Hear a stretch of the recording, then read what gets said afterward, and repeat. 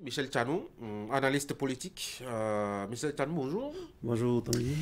Merci d'être là sur Actu Matin. On va ensemble évoquer ce qui fait le dernier épisode de la crise qui oppose le Bénin au Niger depuis de longs mois. Justement, le dernier épisode, puisqu'on en parle, c'est bien la condamnation des 3 Nigériens surpris sur la plateforme pétrolière de Semekodi à 18 mois de prison assortie de sursis. Ce verdict vous a-t-il surpris ou vous a-t-il laissé indifférent? Non, je ne suis pas surprise par ce verdict. Et personnellement, d'ailleurs, je l'avais souhaité parce que le Bénin a montré toute sa bonne volonté depuis le début de l'affaire, avant que le Niger ne monte les enchères. Il fallait qu'on fasse tout pour que nous ayons la raison jusqu'au bout. Nous sachions la raison garder. C'est pourquoi personnellement, après la libération des 2 premiers Nigériens, moi j'avais souhaité qu'on libère, peut-être qu'il faut les condamner avec sursis. Donc quand le verdict est tombé, ça ne m'a pas surpris, ça m'a pas trop surpris. Un verdict arrangeant. Non, c'est pas arrangeant. Vous voyez, dans le cas des Ivoiriens, 49 Ivoiriens, on a dit les condamnés et puis le chef d'État les a graciés derrière. Mais nous, il ne faut pas que ce soit nous, moi, rien qu'à cause du partenaire chinois, il faut que nous, on ait tout pour avoir, sachez, raison de garder.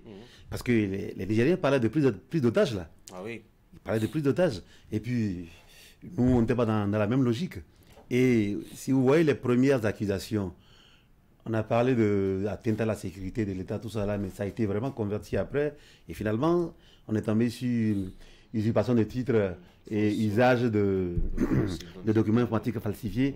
Là, ça ne méritait pas la prison. Pas forcément, tel que cela a été requalifié. Donc, je ne suis pas surpris, 18 mois avec sursis. Je crois que c'est le tarif, ils avaient entre 1 et 5 ans. On a pris le juste milieu. Je crois que c'est raisonnable. Le Bénin a joué sa partition. Le Bénin s'est montré toujours ouvert pour le dialogue. Le Bénin s'est toujours montré. Donc là, et la balle n'est plus. On a renvoyé la balle dans le camp des Nigériens. Avec la première déclaration du procureur qui parlait, vous l'aviez évoqué tout à l'heure, d'atteinte à la sûreté de l'État, on avait créé un verdict un peu plus lourd avant la requalification des faits. Cela aurait envenimé certainement la situation. N'oubliez pas que c'était les Nigériens d'abord, le premier ministre nigérien. Parce que ce monsieur, je crois, j'ai l'impression qu'il est pas trop. Comme le dit le président ivoirien Gbagbo, l'ex-président ivoirien, quand on t'envoie, il faut savoir t'envoyer. C'est d'abord les Nigériens qui ont dit que le Bénin, les attaques terroristes sont venues du Bénin et qu'on serait allé à 400 km à l'intérieur du Niger pour attaquer. Carrément. Carrément pour attaquer les Nigériens. C'était parti de là. Et nous aussi, du moment où les règles ont été fixées, on a autorisé tout. Il faut aussi respecter les règles chez nous. Nous aussi. Autant ils réclament la souveraineté, autant aussi le Bénin aussi un pays souverain, un peuple souverain. Je crois que à la limite, tels qu'ils sont rentrés avec des badges falsifiés, et il est de notoriété, il est prouvé qu'ils n'étaient pas de Wapro Niger, mais ils ont été des trucs falsifiés. Donc, le Bénin, ça donne libre cours à toutes les supputations. Donc, je comprends d'abord la montée aux enchères et puis la balle qui est revenue à terre. En tout cas, on va espérer que cela aide un peu à trouver une solution, notamment à la crise qui oppose les 2 pays. Depuis des mois, justement, il n'y a que des réflexions se mènent à Kim Yo-Yo pour essayer de trouver une solution pour la sortie de crise. Un politologue, je ne sais pas si vous l'aviez lu, constitutionnaliste, publiait une tribune hier dans Fraternité pour relever qu'il serait, à l'heure actuelle, en tout cas compliqué de trouver une solution à la crise, à bout de trouver un médiateur neutre accepté par les 2 parties, mais surtout qui ait le pouvoir de faire respecter un peu les engagements que les 2 parties auraient pris s'ils arrivaient à s'entendre. Ce qui ne pointe pas vraiment à l'horizon. On n'a pas un profil qui ressemble un peu à ce portrait qu'il a fait. Êtes-vous aussi pessimiste que lui? Je ne suis pas pessimiste et puis j'ai lu le politologue dont il est question. Il a parlé de géopolitique, mais il a parlé dans un contexte de guerre froide du Bénin et le Togo. Oui, il a rappelé un peu l'histoire. Il a rappelé un peu l'histoire. Aujourd'hui, nous ne sommes pas dans le même contexte. Ce n'est pas le même contexte. Et c'est vrai que vous dites comment trouver un médiateur. La crise est montée jusqu'au paroxysme. Je ne pense pas qu'on va dépasser ces niveaux-là. Ah oui, ça peut aller peut-être... puisque là, on est encore à l'étape des suspicions, des accusations. Je ne pense pas qu'on puisse dépasser ce niveau-là parce que les Nigériens ont fermé leur pipeline. Et nous aussi, on n'a plus de ceux qu'on a pris l'otage, on les a libérés. Je pense pas que... Et puis... Autre chose, on a fait une mauvaise publicité au pipeline. La preuve, j'entends qu'un front patriotique aurait détruit une bonne partie des installations. Oui. Donc même si on reprenait aujourd'hui, il y a cette question qui va se poser. Parce que ceux qui ont détruit le pipeline estiment qu'il faut un retour à l'ordre constitutionnel. Cette fois-ci, ce n'est plus la CEDEAO. Ça devient un problème interne. Donc afin de faire la publicité au pipeline, c'est devenu un truc d'enchère entre Nigériens. Donc nous, ici, on est tranquille. Mais il faut trouver un médiateur, comme l'a dit, sinon la crise peut durer. Et je crois qu'il y a des gens qui sont capables de le faire. J'ai pensé au vieux machin au cadavre qui ne bouge plus là, le conseil de l'entente. Mais j'ai regardé que dans les conseils de l'entente... Mais ça ne respire plus. Ça ne respire plus, mais il y a quand même toujours un secrétaire exécutif. Mais personnellement, moi je crois qu'il peut y avoir des pays plus ou moins neutres pour le faire. J'ai pensé à un pays comme le Maroc, qui entre-temps s'était intéressé à la CEDEAO. Le Maroc n'a pas de frontière avec le Niger, contrairement à l'Algérie. Je pense qu'un pays comme le Maroc, qui a des intérêts qui regardent plus vers le sud que vers la Méditerranée, peut vraiment être un médiateur plus ou moins neutre pour pouvoir convoquer les deux. Je crois que le Maroc a les moyens de convoquer le Niger, et le Bénin aussi peut écouter. Mais la bonne intelligence entre le Maroc et la France qui pose un problème au Niger, peut être un handicap. Je ne crois pas. Rien que sur le facteur, le roi du Maroc est supposé être le commandant des croyants. Oui. Le Niger est assez musulman, je crois que M. Tiani est assez musulman pour le croire. Donc par rapport, rien que par ce facteur spirituel, par ce truc-là, ça peut marcher. Donc je pense qu'un pays comme le Maroc peut intervenir. Certains ont parlé, il faut un acteur plus ou moins libre. Dans la crise des Ivoiriens au Mali, j'ai regardé, c'était le Togo qui jouait au bons office. Aujourd'hui, le Togo profite de la situation, est parfaitement engagé. Et il sait d'office, il élimine lui-même. Donc il nous faut un pays qui ne soit pas de l'Afrique de l'Ouest, qu'il soit un pays maghrébin, ou à la limite un pays de l'Afrique, au bord de l'Afrique du Sud, autant, ou l'Afrique du Sud, l'Afrique du Sud, de Thabo Mbeki. On aurait pu avoir un bon interlocuteur à ce niveau-là. Mais personnellement, à ce niveau, moi, je pense qu'un pays comme le Maroc peut être un bon médiateur pour les deux pays. Qui pourrait faire l'affaire s'il n'est pas aussi engagé un peu... Non, c'est Ramaphosa maintenant qui est là, qui est en train de partir dans les élections. Mais moi, je m'étonne du silence des gens. Je crois que l'OUA, la CEDEAO, le Niger n'a pas quitté l'Union africaine. Est-ce qu'on attend d'abord qu'il y ait des bruits de bottes, qu'on apprend d'abord, on veut d'abord attendre qu'on attend que le Bénin amasse des troupes à Malanville, le Niger amasse des troupes, qu'il y ait des dans des balles, avant que ces instances n'interviennent? Je ne sais pas. On va revenir là-dessus tout à l'heure, mais il y en a qui proposent la piste du Tchad, qui a enfilé récemment la touche du démocrate aujourd'hui et qui peut discuter avec d'abord ses frères d'armes, puisque ce sont des militaires qui ont été putschistes entre griffes, et qui peut aussi discuter en tant que frère de la foi, puisque c'est des musulmans aussi, mais aussi partenaires économiques et politiques, étant donné que le Tchad, ma foi, est pratiquement frontalier au Niger, et puis aussi peut discuter directement avec la France. Est-ce que ce n'est pas un bon élément? Moi, j'ai deux choses à ce niveau. D'abord, par rapport au Tchad. Le Tchad est, après le Sénégal, le pays qui renforce qui accueille la plus grande base de la France. Oui, c'est qu'au nom de la souveraineté, les Nigériens il y a une grande base française. Il y a aussi qu'un pays où la France est bien installée, c'est bien le Tchad. Je suis désolé que le Niger accepte le Tchad. Ensuite, je crois que le jeune président, il est encore là, il est tout nouveau. Mahamat Idriss, il est actuellement en train de renforcer son pouvoir. Je crois qu'il faut d'abord qu'il renforce son pouvoir à l'interne pour pouvoir jouer au médiateur au-delà de ses frontières. Je crois qu'il n'a pas encore la main et qu'il n'a pas encore rentré totalement dans ses habits de président à l'interne. Il vient de se proclamer démocrate, il faut l'accepter comme ça. Mais pour le moment, il n'a pas encore renforcé à l'interne pour son pouvoir, pour vouloir jouer un rôle de médiateur à l'externe comme l'a fait longtemps son papa. Parce qu'il faut être resté assez longtemps, se faire des amis dans la sous-région, se faire des collègues présidents, d'avoir des contacts pour le faire. Je crois qu'il est encore assez jeune pour pouvoir rentrer dans cet habit. Je crois qu'il est trop tôt pour lui, à mon avis. Et forcément, fatalement, les gens vont voir la main de la France derrière. Les souverainistes ou en africain supposé, ils vont voir la main de la France derrière. C'était avec cru, la piste chinoise. On l'a même évoqué ici, étant donné l'énorme quantité, je dois dire, de dollars investis dans le projet pour sa naissance, mais elle peine à faire bouger les lignes, visiblement. On avait cru que le voyage entre Niamey et Cotonou de la délégation chinoise aurait pu aider à quelque chose. Là aussi, je reviens au Premier ministre nigérien par rapport à la Chine. Alors qu'il fermait le pipeline, le Premier ministre disait qu'on ne peut pas nous laisser voler notre pétrole.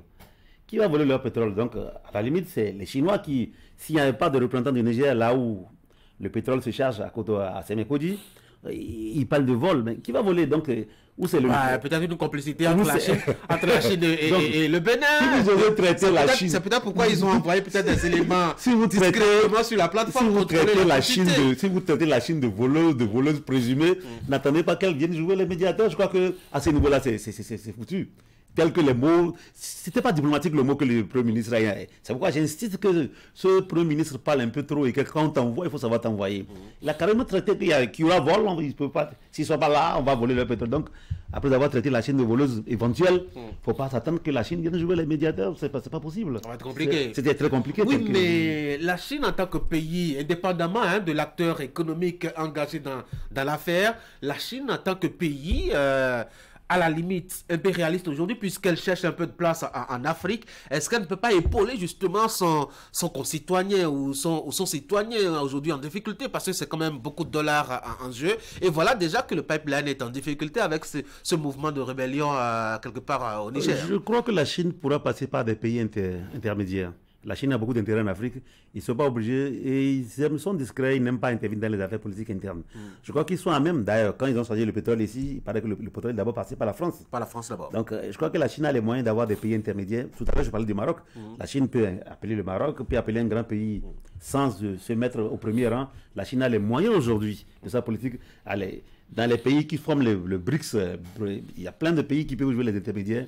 La Chine n'a pas besoin de se mettre forcément en avant. Et je crois plus à la diplomatie de couloir interne de coulisses des Chinois pour pouvoir dénouer cette affaire. Parce qu'on le veuille ou non, c'est la crise a atteint son paroxysme à mon avis et on ne pourra que baisser la tension aujourd'hui. Curieusement, plus personne n'évoque la possible piste des organisations sous-régionales et continentales. Vous avez commencé à en parler tout à l'heure. C'est tout de même curieux. Est-ce que c'est parce qu'elles ont, soit dit en passant, perdu beaucoup de crédibilité dans cette affaire donc de coup d'État, etc., qu'aujourd'hui, ils ne peuvent pas essayer de se racheter, essayer de se rattraper en tentant quelque chose? Je crois que tel que les trois pays de l'AES ont parlé pour la CEDEAO, le volet politique de la CEDEAO mérite, qu'on le veuille ou non, des réformes. Et la CEDEAO, qu'on le veuille ou non, est un peu à la base de cette difficulté-là. Et pour le moment, la CEDEAO cherche un second souffle. Je ne sais pas qui est le président d'exercice actuellement, Bissau Guinéen, je ne sais pas. La CEDEAO? Je ne crois pas que la CEDEAO, ou le Nigérien Tinubu, je ne pense pas que Tinubu soit la personnalité indiquée aujourd'hui pour pouvoir régler ce problème. Peut déléguer une personnalité, négocier des délégations, aller voir des pays, ça peut se faire, non? À ce niveau-là, au niveau du Nigeria, les rois du Nord, les communautés religieuses du Nord avaient fait les premiers pas. Mais que je sache, le président Tiani n'est pas un monsieur très facile, c'est un militaire rigoureux. Si vous vous souvenez, au premier abord, les Américains sont même partis à Niamey, on ne les a pas écoutés. D'autres délégations, l'ancien président nigérien est parti, on ne les a pas écoutés. Je crois que ce monsieur, c'est un militaire dans la prise d'agent des militaires qui n'écoute pas. Moi, je crois que le Nigeria peut se reposer sur les gens de Sokoto, les gens de la frontière, pour pouvoir jouer. Mais le Nigeria, monsieur Tinubu, même au premier rang, c'est un peu difficile. Je crois plus en cette diplomatie informelle qui a tenté les oulémas du nord du Nigeria ou du nord du Bénin. Je crois qu'il peut faire un travail de sous-bassement qui pourra toujours marcher. Mais le Nigeria, en tant que président de la CEDEAO, même si le Nigérien ne met pas ça en ordre, il aura peu de chances d'être écouté. Et puis attention aussi, j'ai aussi l'impression qu'actuellement, le président du Niger, M. Tiani, n'a d'autre fonds de commerce que la crise avec le Bénin pour se maintenir. Parce que si vous regardez le Niger, bientôt un an qu'il est au pouvoir, il n'y a pas d'assemblée législative de transition, il n'y a aucun programme. Il est assis au palais tranquille, il n'y a rien. Il est trop occupé par le Bénin. Je crois que c'est le seul fonds de commerce. Quand je vois le nombre d'oulémas qu'on ramène, c'est avec ça qu'on mobilise les citoyens. Oh, le discours sur la souveraineté, sur le patriotisme, ça a ses limites, ça va tenir pendant quelques temps, mais ça va s'essouffler.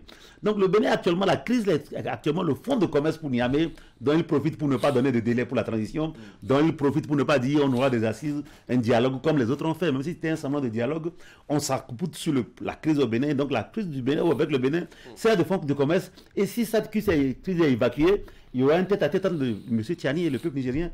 Et tôt ou tard, ça viendra. Donc c'est autant de difficultés à planer d'abord. On peut comprendre la délicatesse de la position de la CEDEAO, mais pour l'Union africaine, pourquoi est-ce qu'elle se tait? D'abord, l'Union africaine laisse d'abord la main à la CEDEAO généralement. Et moi aussi, je l'ai dit tout à l'heure, l'Union africaine aurait pu faire quelque part. Ou bien elle attend qu'il y ait des crépitements de balles, ou bien des bruits de bottes avant d'intervenir. Ça, je ne comprends pas par contre. Pas du tout, je ne comprends pas la position de l'Union africaine. Car depuis là, au moins le représentant de l'Union africaine, parce que le Niger, que je sache, n'a pas quitté l'Union africaine. Je crois que les sanctions de l'Union africaine pour le coup d'État restent toujours en vigueur, hein, sauf erreur de ma part, je n'ai pas encore les détails là-dessus. Certains pensent que le Bénin devrait plutôt arrêter de continuer à se focaliser sur le Niger et cette crise-là. Et travailler à oublier la junte, comme ce fut le cas avec le Nigeria quand Mohamedou Buhari avait fermé les frontières. Est-ce que vraiment le Bénin peut faire le dos rond et laisser le temps passer avec cette situation? Totalement, les Nigériens sont mieux placés pour savoir que les pays ont les moyens de leur résilience. Avec le Nigeria, on ne sait même pas si on a fait plus de 2 ans, on a tenu. Oui. Le Niger aussi a été sanctionné, le Niger a tenu. On va tenir.